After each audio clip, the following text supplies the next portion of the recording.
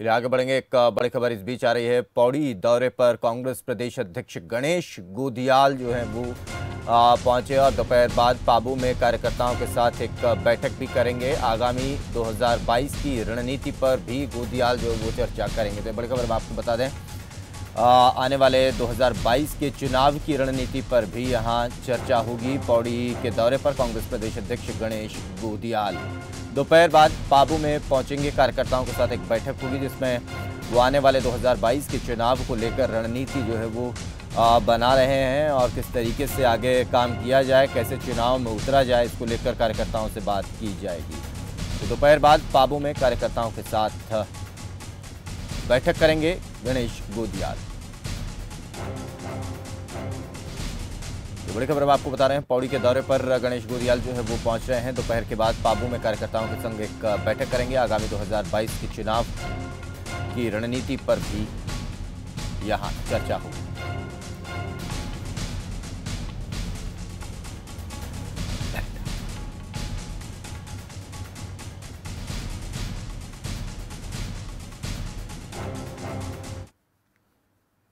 उधर मुख्यमंत्री पुष्कर सिंह धामी ने जनता दर्शन हॉल में बोधिसत्व विचार श्रृंखला के तहत जनसंवाद किया। मुख्यमंत्री ने अलग अलग क्षेत्रों में काम करने वाले लोगों से संवाद किया और सुझाव भी लिए। मुख्यमंत्री धामी ने कहा कि उत्तराखंड को 2025 तक सभी क्षेत्रों में अग्रणी राज्य बनाने के लिए सभी को मिलकर प्रयास करने होंगे। आगे के लिए रोड मैप तैयार किया जाएगा। मुख्यमंत्री ने कहा कि केंद्र सरकार के सहयोग से राज्य में हवाई, रेल और सड़क कनेक्टिविटी का तेजी से विस्तार हुआ है। राज्य सरकार की ओर से स्वास्थ्य, शिक्षा, रोजगार और अन्य मूलभूत सुविधाओं पर विशेष ध्यान दिया जा रहा है। उधर देहरादून के महाराणा प्रताप स्पोर्ट्स कॉलेज रायपुर में मुख्यमंत्री ने राज्य स्तरीय अभिमुखीकरण कार्यशाला का शुभारंभ किया। इस अवसर पर मुख्यमंत्री पुष्कर सिंह धामी ने जिला पंचायत अध्यक्षों का मानदेय 10,000 से बढ़ाकर 14,000 करने की घोषणा की। वहीं उपाध्यक्षों का मानदेय 6,000 से बढ़ाकर 9800 रुपये करने की घोषणा की गई। मुख्यमंत्री ने कहा कि कोरोना काल में जनप्रतिनिधियों की ओर से सराहनीय काम किया गया। उधर केलाखेड़ा पुलिस ने 2 किलो चरस के साथ एक पीआरडी जवान को गिरफ्तार किया है। बताया जा रहा है कि आरोपी जवान बाजपुर में तैनात था और पिछले 1 महीने से ड्यूटी नहीं मिलने के कारण बेरोजगार था। वहीं सीओ वंदना वर्मा ने बताया कि पुलिस ने मुखबिर की सूचना के आधार पर कार्रवाई की गई और पकड़े गए आरोपी के खिलाफ मुकदमा दर्ज कर न्यायालय भेज दिया गया। बता दें कि पकड़ी गई चरस की कीमत अंतर्राष्ट्रीय बाजार में करीब 48 लाख रुपए बताई जा रही है। मुखबिर की सूचना पर एक युवक को हमने इसमें पकड़ा है जिसके पास 2 किलो के करीब चरस मिला है और पूर्व से यह युवक पीआरडी में तैनात रहा है और अलग अलग अधिकारियों के साथ, रेवेन्यू के अधिकारियों के साथ इसकी ड्यूटी वगैरह रही है। फिलहाल ये 1 महीने से ऑफ ड्यूटी चल रहा था, जो कि पीआरडी का सिस्टम है ऑन ऑफ ड्यूटी लेना, और उसी में सूचना के तहत हमने इसको कल हमारी टीम ने इसको अरेस्ट किया है और इसके पास से 2 किलो चरस बरामद हुई है और पूरे माल को सीज करके हमने आज माननीय न्यायालय के समक्ष इसको पेश किया है। उधर जौनसार बावर क्षेत्र के मोहना गांव में चालदा महासू महाराज के दर्शन और उनकी पावन डोली यात्रा में शामिल होने के लिए हजारों श्रद्धालुओं की भीड़ उमड़ी। सूबे के पर्यटन मंत्री सतपाल महाराज भी डोली यात्रा में शामिल होने पहुंचे। इस दौरान आस्था का ऐसा समागम देखने को मिला जिसे देख हर कोई हैरान रह गया। चारों ओर श्रद्धालुओं की भीड़ नजर आई। पूरा इलाका महासू देवता के जयकारों से गुंजायमान रहा। वहीं चालदा महासू महाराज की देव डोली मोहना से खत समाल्टा के लिए रवाना हुई। आज हम चालदा महाराज के मंदिर के प्रांगण में यहाँ आए हुए हैं और यहाँ पर बहुत बड़ा जन समुदाय उमड़ा हुआ है, भक्तगण उमड़े हुए हैं। यहाँ पर चालदा महाराज के हमने दर्शन प्राप्त किए और थोड़ी देर के बाद उनकी डोली निकलने वाली है, वो प्रस्थान करने वाले हैं। यहाँ सभी गांव वाले उनका स्वागत करने के लिए और विदाई करने के लिए उपस्थित हैं। ये बहुत बड़ा कार्यक्रम यहाँ हो रहा है और चालदा महाराज की डोली निकलने वाली है, उसी में दर्शनार्थ हम यहाँ पहुंचे हुए हैं। बहुत ही प्राचीन संस्कृति है जिसको देखने के लिए हजारों आदमी यहाँ एकत्रित हैं। चलिए यहाँ पर एक छोटा सा ब्रेक ले रहे हैं, लौटेंगे कुछ और खबरों के साथ।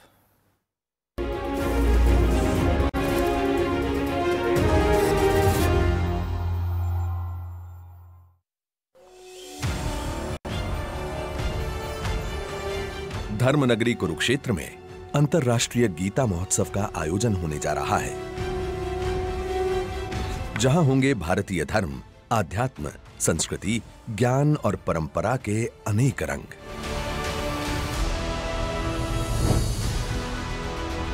श्रीमद् भगवद गीता के उद्भव दिवस के उपलक्ष्य में गीता के उत्पत्ति स्थल कुरुक्षेत्र में ब्रह्म सरोवर के तट पर 2 दिसंबर से 19 दिसंबर के मध्य आयोजित होने वाले इस ऐतिहासिक महोत्सव में आप गीता की जन्मस्थली ज्योतिसर, शक्तिपीठ मां भद्रकाली, स्थानेश्वर महादेव, सरस्वती नदी तट तथा अन्य तीर्थों के दर्शन के साक्षी बन सकते हैं।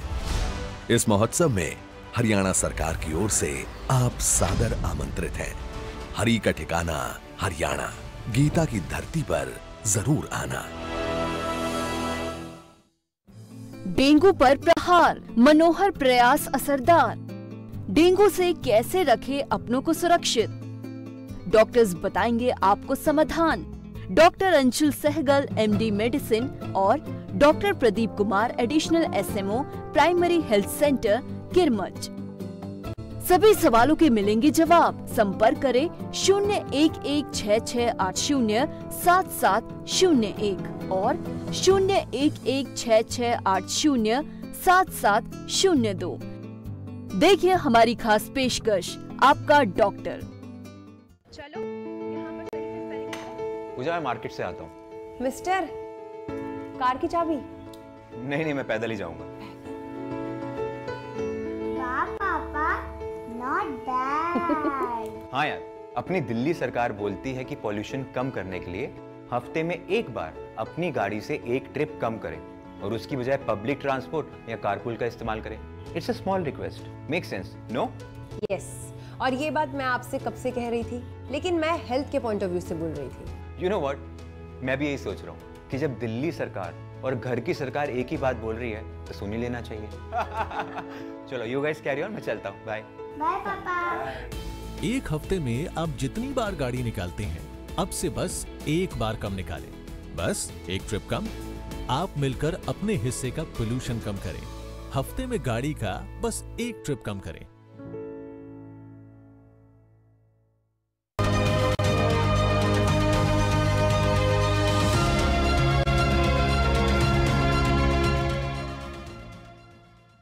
खास जड़ी बूटियों से बना पेट सफा आयुर्वेदिक चूर्ण आज ही ले आएं। पेट सफा पहली रात से ही असर दिखाता है और इसकी आदत भी नहीं पड़ती।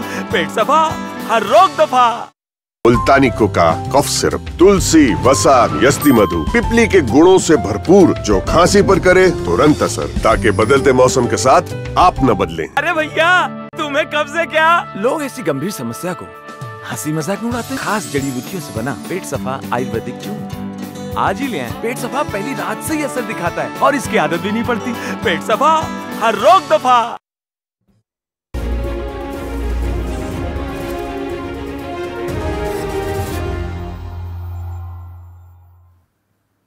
ब्रेक के बाद एक बार फिर से आपका स्वागत है। एक बड़ी खबर इस बीच आ रही है, आपको बताएं देहरादून से, जहां पर उत्तराखंड कैबिनेट की एक अहम बैठक आज होने जा रही है। शाम 4 बजे मुख्यमंत्री की अध्यक्षता में बैठक होगी, जहां कई अहम प्रस्तावों पर कैबिनेट की मोहर लग सकती है। ये बड़ी खबर अब आपको बता रहे हैं। कैबिनेट की एक अहम बैठक जो है होने जा रही है, इसमें उत्तराखंड की नई खेल नीति को भी मंजूरी दी जा सकती है। तो शाम 4 बजे मुख्यमंत्री की अध्यक्षता में उत्तराखंड कैबिनेट की ये बेहद अहम बैठक आज होने जा रही है। कई महत्वपूर्ण फैसले हैं, कई महत्वपूर्ण प्रस्ताव हैं जिनको लेकर आज चर्चा होगी और फैसले लिए जा सकते हैं, कदम उठाए जा सकते हैं। तो शाम 4 बजे मुख्यमंत्री की अध्यक्षता में कई अहम प्रस्तावों पर आज कैबिनेट की तरफ से मोहर लग सकती है। तो उत्तराखंड की नई खेल नीति को आज मंजूरी मिल सकती है। शाम 4 बजे मुख्यमंत्री की अध्यक्षता में होगी कैबिनेट की बैठक। विधानसभा चुनाव को लेकर बीजेपी ने प्रबुद्ध सम्मेलन शुरू कर दिए हैं। सोमवार को शहर के एक लॉन में आयोजित सम्मेलन को संबोधित करते हुए प्रदेश अध्यक्ष मदन कौशिक ने प्रबुद्धजनों से आगामी चुनाव के लिए आशीर्वाद मांगा। उन्होंने पार्टी की रीति नीति बताते हुए कहा कि हमने हमेशा संघर्ष किया, बलिदान दिया, यही कारण है कि आज बीजेपी विश्व की सबसे बड़ी पार्टी है। प्रदेश अध्यक्ष ने पूर्व पीएम अटल बिहारी वाजपेयी के संघर्ष से लेकर पीएम नरेंद्र मोदी के विजन पर अपना भाषण केंद्रित रखा। साथ ही राज्य सरकार की योजनाओं का भी जिक्र किया। उन्होंने कहा कि राज्य में सड़कों से लेकर खेल मार्गों, रेल मार्गों का विकास तेजी से चल रहा है। इसके लिए आप सभी के आशीर्वाद की जरूरत है। हमने समृद्ध उत्तराखंड के लिए 2025 का लक्ष्य तय किया है, जिसमें पूरे प्रदेश के अंदर हर विधानसभा में प्रबुद्ध जनों के साथ बैठकर और हम लोग अपनी पार्टी के द्वारा किए गए काम, आदरणीय नरेंद्र मोदी जी के नेतृत्व वाली सरकार के द्वारा राज्य को दिया गया आशीर्वाद और अपनी पार्टी की रीति नीति अन्य राजनीतिक दलों में और भारतीय जनता पार्टी के विचार से लगाकर काम करने के जो एक अलग से अंतर है, ये सारी बातें जो हम प्रबुद्ध जनों के साथ बैठकर साझा करते हैं और आने वाले चुनाव के लिए आशीर्वाद भी मांगते हैं। उधर लक्सर क्षेत्र के खानपुर विधानसभा के तुगलपुर गांव में अंबेडकर पार्क से शुरू हुई पदयात्रा में हिस्सा लेने उत्तराखंड के पूर्व मुख्यमंत्री हरीश रावत पहुंचे। खानपुर में हरीश रावत का कांग्रेस कार्यकर्ताओं ने जोरदार स्वागत किया। इस पदयात्रा में सैकड़ों कांग्रेसी कार्यकर्ताओं ने हिस्सा लिया। पूर्व सीएम ने कहा कि हम उत्तराखंड की जनता से यह अनुरोध करते हैं कि हमें इतना बहुमत दें कि गठबंधन की जरूरत ही न पड़े। उत्तराखंड की जनता कांग्रेस पर भरोसा जता रही है। कांग्रेस को उम्मीद है कि उसे उत्तराखंड में गठबंधन की जरूरत नहीं पड़ेगी। पदयात्रा के दौरान हरीश रावत और उनके समर्थकों ने बीजेपी के विरोध में जमकर नारेबाजी की। न केवल सदन में बल्कि सड़क में भी सरकार को घेरेंगे। एक तो उत्तराखंड के आर्थिक हितों को, पानी पे जो हमारा हित था, जो परिसंपत्तियां हमारी थी, उनको मुख्यमंत्री ने उत्तर प्रदेश के हवाले कर दिया, उत्तर प्रदेश के सामने समर्पण कर दिया, वहाँ के मुख्यमंत्री के सामने समर्पण कर दिया। हम उस सवाल को उठाएंगे, महंगाई के सवाल को उठाएंगे, बेरोजगारी के सवाल को उठाएंगे, जो ठप पड़ा हुआ विकास है उसके सवाल को उठाएंगे। इन सब सवालों पर कांग्रेस लड़ेगी, विधानसभा सत्र से पहले भी लड़ेगी और विधानसभा सत्र के दौरान भी।